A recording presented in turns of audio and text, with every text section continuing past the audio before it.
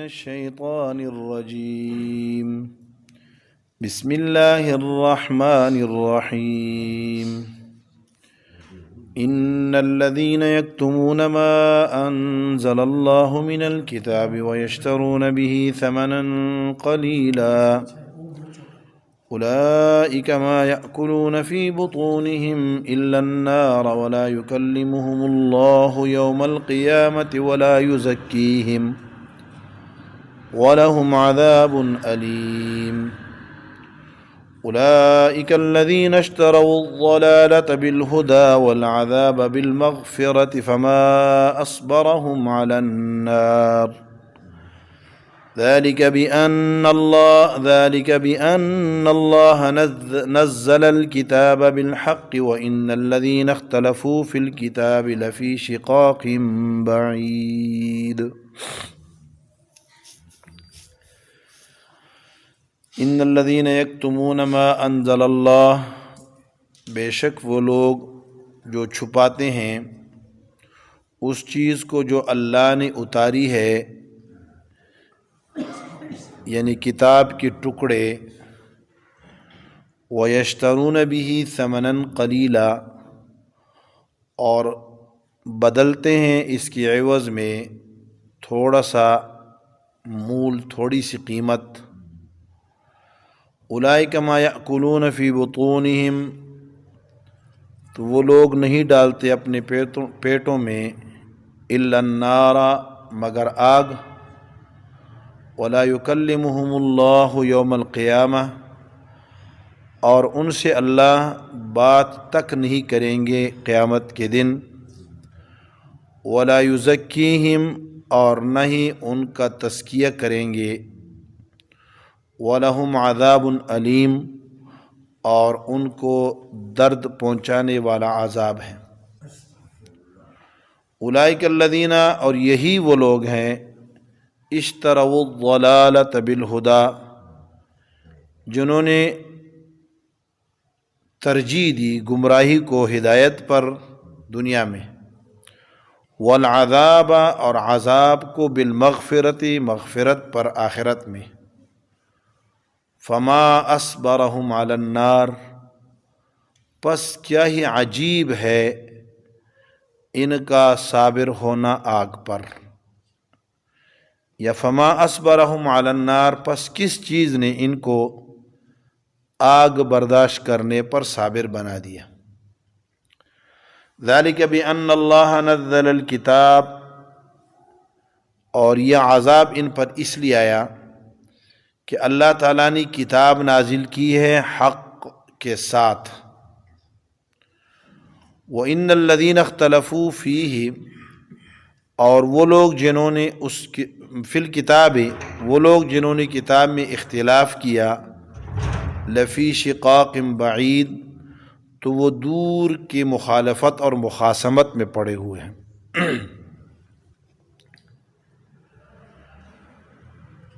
سورۃ بقرہ کے پہلے حصے کا آخری درس ہے۔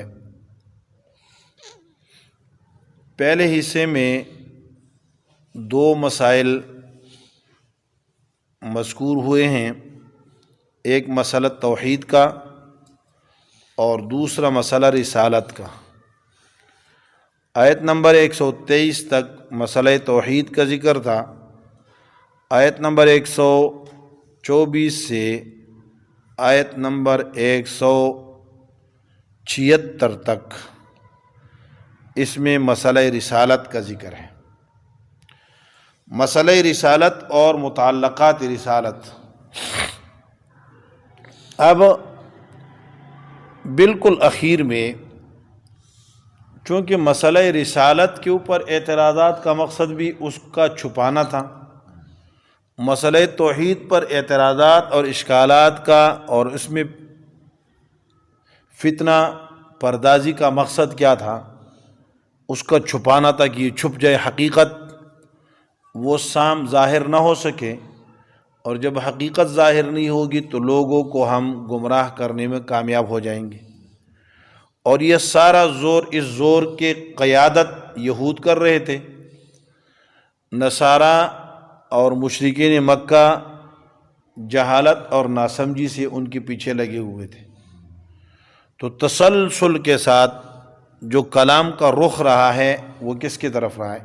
اصالتاً یہود کی طرف، اور طبعاً اور ضمناً کبھی کبھار دوسرے دو طبقوں کی طرف بھی بات چلی گئی۔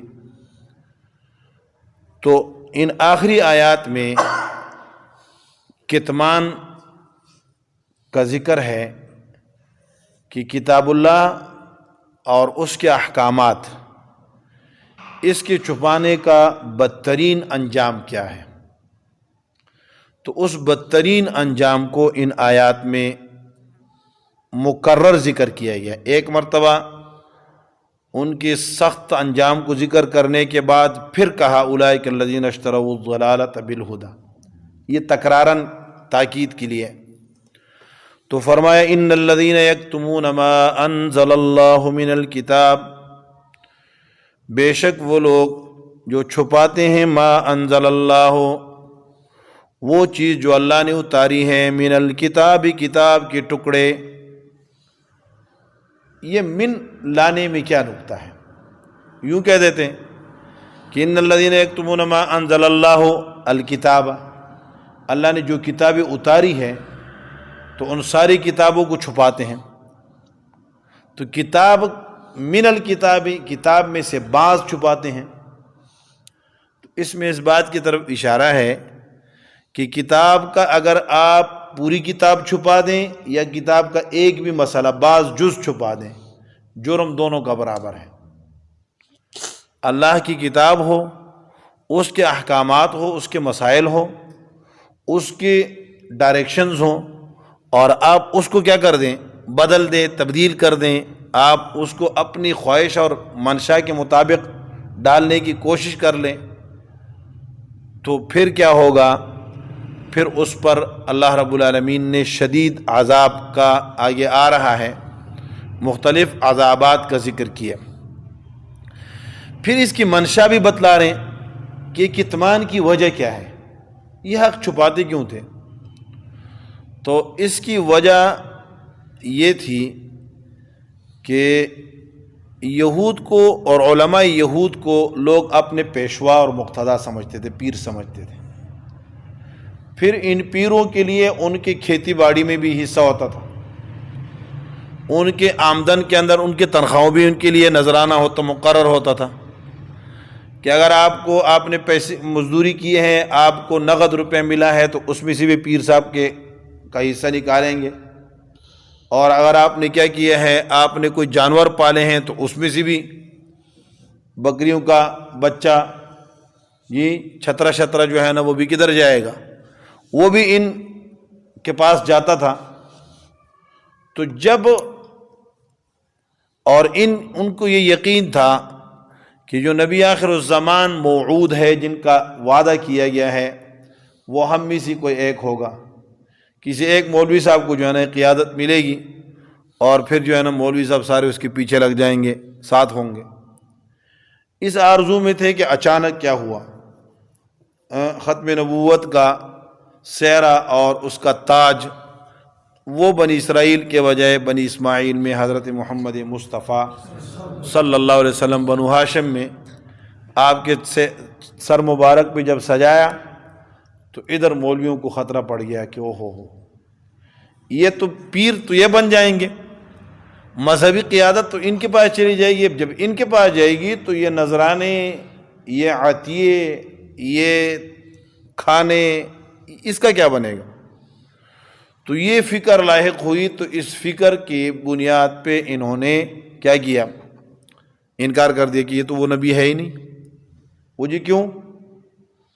وہ ہماری کتابوں میں لکھا ہوا ہے، سبھی ان کا آپ علیہ السلام کے رنگ مبارک اور آپ کے چہرے مبارک کے بارے میں لکھا تھا صبیح، یعنی صبح کے، یعنی جیسے صبح چمکتا ہے، صبح کا چمکتا ستارہ ہوتا ہے مصباح، اس کی طرح ان کا چہرہ ہوگا۔ تو انہوں نے اس کو کیا کر دیا؟ وہ کالا یعنی گندم گو یا کالب کی طرف مائل رنگ بنا دیا اپنی کتاب کے اندر، تو یا تو علماء لکھتے ہیں کہ سرے سے لفظ ہی بدل دیا، یا عوام کو یہ بتلاتے تھے کہ یہ معنی ہے، جیسے آج کل قرآن کا ترجمہ کر دیا جاتا ہے، کوئی کدھر کھینچ رہا ہے، کوئی کدھر کھینچ رہا ہے، کوئی کدھر کھینچ رہا ہے، تو انہوں نے بھی اسی طرح کھینچ کر اس کا معنی بدل دیا۔ اوکے، یہ تو وہ جب ان کو کہا کہ یہ کتاب دیکھو، نبی آخر الزمان کی صفات یہ ہیں، یہ گندم گو ہوں گے اور یہ فلان یہ فلان، ساری صفات بدل دی تھی، تو یہ کتاب میں تو یہ لکھا ہے، یہ تو وہ نبی ہے ہی نہیں۔ مقصد کیا تھا؟ صرف اپنا خرچہ بچانے کے لیے، اپنے پیسے اور اپنے کھانے بچانے کے لیے اتنا بڑا گھناؤنا کھیل کھیل گئے، اتنا بڑا نقصان کر گئے۔ اور یہ ہمیشہ سے جو لوگ لبادہ اوڑھتے ہیں اہل علم کا اور حقیقت میں علم سے ان کا تعلق نہیں ہوتا، تو یہ غلطی ہمیشہ سے کرتے آئے ہیں اور کرتے رہتے ہیں، آج بھی کرتے ہیں، حق اور باطل کو خلط ملط کر دیتے ہیں۔ یہ نہیں دیکھتے کہ میں نے ایک دن مرنا بھی ہے اور آخرت بھی ہے۔ تو بڑا جرم آپ علیہ الصلوۃ والسلام نے فرمایا کہ الساکت عن الحق شیطان اخرس، گنگا شیطان ہے وہ آدمی جو حق کو بیان نہ کرے۔ تو فرمایا من الکتاب، کتاب کا ایک بھی حصہ، اور مقصد کیا ہے؟ وَيَشْتَرُونَ بِهِ ثَمَنًا قَلِيلًا، اس کے ذریعے لیتے ہیں۔ اشترا کا معنی ہوتا ہے خریدنا ہوتا ہے، یہاں معنی یہ ہے کہ جنت کے بدلے انہوں نے دنیا کو خرید لیا ہے۔ اور جب بندہ کوئی چیز خریدتا ہے تو خریدنے کے بعد بیچنے والے کا اسے کوئی تعلق رہتا ہے؟ ختم ہو جاتا ہے، کہانی ختم ہو جاتی ہے۔ یا میں نے آپ کو یہ اینک بیچ دی ہے، یا میں نے ایک دکاندار سے اینک خریدی ہے، اب دکاندار کا اس سے کوئی لنک، کوئی تعلق، کچھ نہیں ہے۔ تو جو بندہ آخرت کے عوض میں دنیا کو لے لیتا ہے، گویا کہ اس کا آخرت میں ذرہ بھی حصہ نہیں رہتا۔ اسی لیے یہاں سے کیا ہے؟ جہنمی اہل کفر کا خلود فی النار وہ ثابت ہو گیا کہ وہ ہمیشہ ہمیشہ جہنم میں رہیں گے۔ ابن قیم اور ابن تیمیہ رحمۃ اللہ علیہ کو یہاں مسٹیک ہو گئی ہے تھوڑی سی، انہوں نے کہا ہے، وہ آگے آئے گا انشاءاللہ سورہ ہود میں آیت ہے، اس پہ بڑی تفصیل ہے۔ تو فرمایا کیا ہے کہ اولئک الذین ویشترون بہ ثمنا قلیلا، وہ لیتے ہیں اللہ کی کتاب کے عوض میں کچھ مول، تو وہ پیسے لے کر ان کا تعلق کتاب سے ختم ہو جاتا ہے، کتاب گویا کہ ان کے ساتھ اس کا رشتہ ہی نہیں رہا۔ تو ان کی سزا کیا ہے؟ فرمایا اولئک ما یأکلون فی بطونہم الا النار، یہ لوگ نہیں کھاتے اپنے پیٹوں میں مگر آگ۔ تو یہاں یأکلون کا معنی کیا ہے؟ یدخلون، داخل کرتے ہیں، وہ داخل نہیں کرتے اپنے پیٹ میں، فی بطونہم الا النار، مگر آگ۔ یہاں مفسرین کے دو قول ہیں، یا تو اس سے مراد آگ کھانے سے مراد، پیٹ میں آگ ڈالنے سے مراد یہ عرفی معنی ہے۔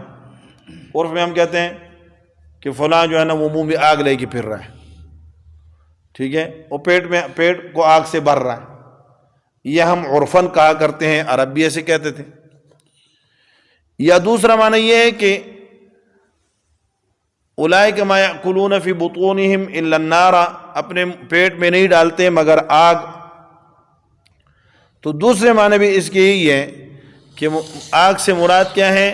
یعنی جن چیزوں سے آگ بنتی ہے، تو سبب بول کر مسبب مراد ہے، مسبب بول کر سبب مراد ہے۔ سبب یعنی حرام کھانا یہ سبب ہے، اور آگ جو ہے وہ کیا ہے؟ اس کا مسبب ہے۔ تو اس لیے یا بعض محققین کا قول یہ ہے کہ نہیں، اس سے حقیقتاً آگ کھانا مراد ہے، کیونکہ یہ لفظ فی بطون جہاں آتا ہے نا، تو وہاں پھر اس سے کھانا مراد ہوتا ہے۔ جو لوگ یتیموں کا مال کھاتے ہیں ان کے بارے میں کیا ہے؟ اولئک ما یأکلون فی بطونہم الا النار، کہ وہ آگ ڈالتے ہیں۔ معنی کیا ہے؟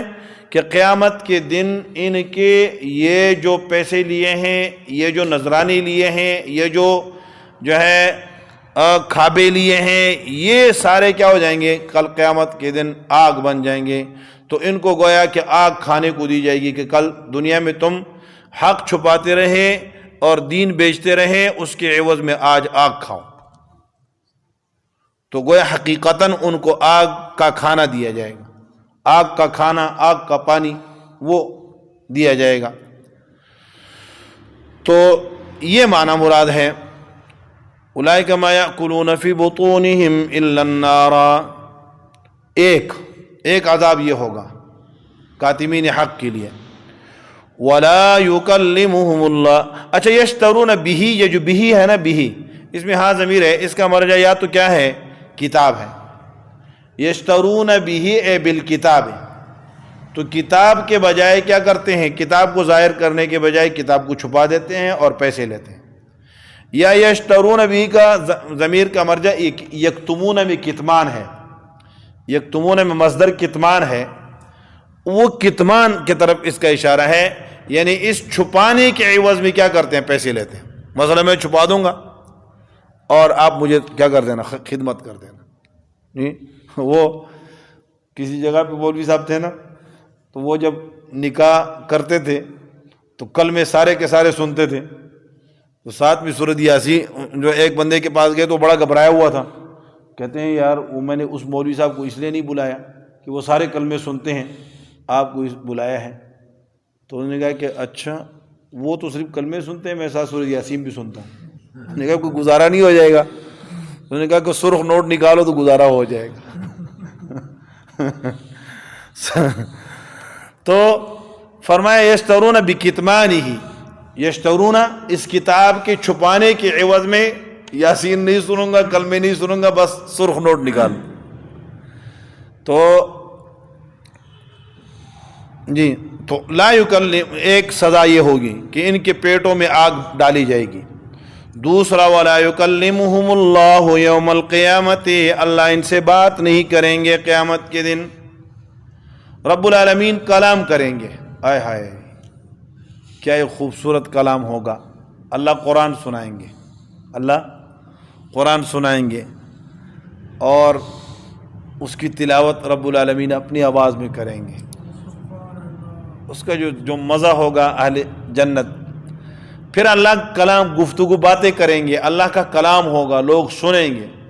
لیکن جہنمیوں کو، یہ کفار کو یہ چیز نصیب نہیں ہوگی، یا حق چھپانے والا جو بھی ہوگا اسے یہ چیز نصیب نہیں ہوگی۔ تو لا یکلمہم اللہ یوم القیامت، یا یہ لا یکلم کا معنی کیا ہے؟ یہ کنایہ ہے غضب سے، غصے سے۔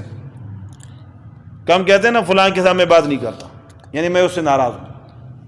تو لا یکلمہم اللہ یوم القیامت، ان سے قیامت کے دن اللہ ناراض ہوں گے، ان پر اللہ کا غصہ ہوگا، اللہ کے قہر میں ہوں گے۔ تو کلام، اس لیے کسی نے کوئی سوال کر سکتا ہے کہ اللہ حساب کتاب نہیں لیں گے، تو بعض مفسرین نے کہا اللہ براہ راست ان سے کوئی بات نہیں کریں گے، ملائک کو کہیں گے ان سے حساب کتاب کر لو، پھینکو ان کو جہنم میں، تو کلام نہیں کریں گے۔ یا لا یکلمہم اللہ کلام الرحمت، مہربانی والا کلام، محبت والی گفتگو نہیں کریں گے، غصے والی کریں گے۔ ہاں بتاؤ کیا کیا؟ کسی بیٹے سے اگر بندہ ناراض ہو، میں تم سے بات نہیں کرتا، لیکن جب وہ کرتا تو اس سے کبھی کبھی ڈانٹنے کے لیے تو بول لیتے ہیں نا، تو ڈانٹیں گے، ڈانٹنے کے بولیں گے، رحمت والی گفتگو، نرم جو محبت والی گفتگو ہے وہ نہیں ہوگی۔ ولا یکلمہم اللہ یوم القیامت ولا یزکیہم، ان کا تزکیہ نہیں کریں گے۔ تزکیہ کا معنی ہے صاف کرنا۔ اس سے ایک تقسیم کی طرف اشارہ ہے کہ ایک جہنم میں اہل کفر داخل ہوں گے اور ایک اہل ایمان بھی جہنم میں جائیں گے۔ اہل ایمان کا جہنم میں جانا جو ہوگا وہ تزکیہ کے لیے ہوگا، صاف کرنے کے لیے، اور اہل کفر کا جہنم میں جانا وہ کس کے لیے؟ تعذیب، عذاب کے لیے ہوگا۔ تو لا یزکیہم، جو کتمان حق کرنے والے ہیں، اگر وہ ایمان والے بھی ہو تو ان کا تزکیہ نہیں، ان کو کیا ہوگا؟ یہ جنہوں نے حق چھپایا ہے یہ خصوصی طور پہ، تو ان کا تزکیہ نہیں ہوگا۔ یا لا یزکیہم کا ایک معنی مفسرین نے یہ کیا ہے کہ لا یزکیہم لا یقبل اللہ اعمالہم، اللہ ان کے اعمال قبول نہیں کریں گے، جس نے کتمان حق کیا ہے، حق چھپایا ہے۔ وَلَهُمْ عَذَابٌ، تیسرا یہ ہوگا وَلَهُمْ عَذَابٌ عَلِيمٌ، اور ان کے لیے دردناک عذاب ہے۔ منافقین کے بارے میں کہا تھا لَهُمْ عَذَابٌ عَلِيمٌ، ان کے لیے دردناک عذاب شروع میں، تو یہاں بھی ان کے لیے دردناک عذاب اس لیے کہ ان کا طرز عمل بھی منافقین کی طرح ہے، علم کے باوجود چیز چھپانا یہ منافقت ہے۔ تو فرمایا وَلَهُمْ عَذَابٌ عَلِيمٌ أُولَٰئِكَ الَّذِينَ، یہ تکرار ہے، اولئک الذین اشتروا الضلالۃ بالہدی، یہ وہ لوگ ہیں جنہوں نے اختیار کیا، اشتراک ہمارے یہاں کیا ہے؟ پسند کرنا، ترجیح دینا۔ خریدنے میں جب کوئی بندہ چیز خریدتا ہے نا، 10 چیزیں پڑھی ہیں، 10 کپڑے پڑے ہیں یا 10 کتابیں پڑھی ہیں، ان میں سے آپ ایک کو کیا کرتے ہیں؟ ایک خریدتے ہیں، تو اس خریدنے کے لیے پسند کرنا لازم ہے۔ تو یہاں خریدنے کا لازمی معنی مراد ہے، یعنی ترجیح دینا، پسند کرنا۔